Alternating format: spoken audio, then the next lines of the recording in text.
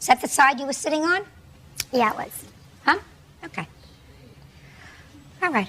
And you didn't notice that until a day or so later, is that right? Yes, you're right. How come you have such an expensive car and you didn't notice this terrible dent in the car until a day or so later, sir? Well, actually, I noticed it the same day, but I called her a day or so later. First of all, how much do you say it's going to cost you to fix it, sir? Well, I have an estimate here from the dealer service area that I deal with. They appraised the damage.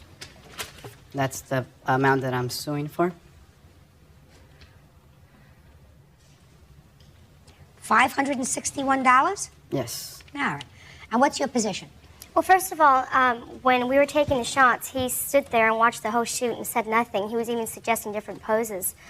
Basically, to make a long story short, afterwards, I saw him polishing off the car. He did not approach me with any concern about damages. I actually went over there and looked at the car. There wasn't any damages. And it wasn't until actually 3 days later that he called me and told me that there were damages on there. If they had asked him if it was okay, and all of a sudden he's coming back to me 3 days later saying that I made these damages, it would be his responsibility only because the photographer had asked him over and over it was okay if we were to get on the car. Oh, you asked him. You asked him. That was enough, Mr. Raiella.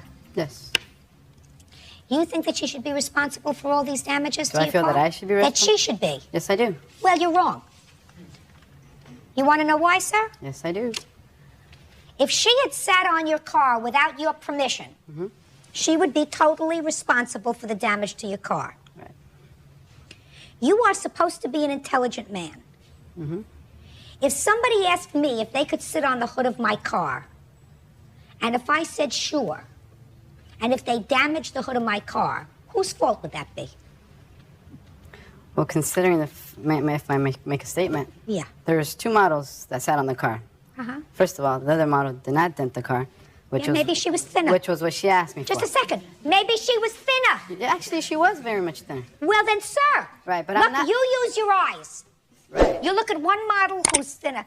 If my 2-month-old grandchild was on the hood of my car, and if my 9-year-old grandson, Casey, sat on the hood of my car and I said it was okay, and if Casey damages the hood of my car, that's my fault because he's 9 years old and weighs more than a 2-month-old baby. So if you look at these 2 women and she's a little heftier, and you tell her it's okay to sit on the hood of your car because you wanted your car in some sort of a magazine, why should she pay for it? That's an incorrect statement there. I didn't ask her to take the shot for my purpose. Doesn't make any difference. Second. She asked you if she could sit on the hood of your car. Right. Well, You're a fool to have said yes. You're a fool.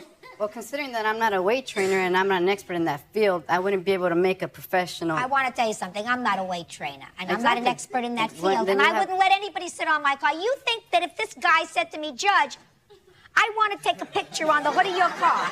Right. Could I take a picture on the hood of your car? And he sat on the hood of my car, and the hood went to the pavement. that I would say, it's his fault? No, sir. It's my fault, because I was the idiot. Okay. You understand what I'm saying to you? This lady, looking exactly like she did, said, I want to sit on the hood of your brand new, expensive, rimmed car from Germany. From Germany. American And made. you said, sure.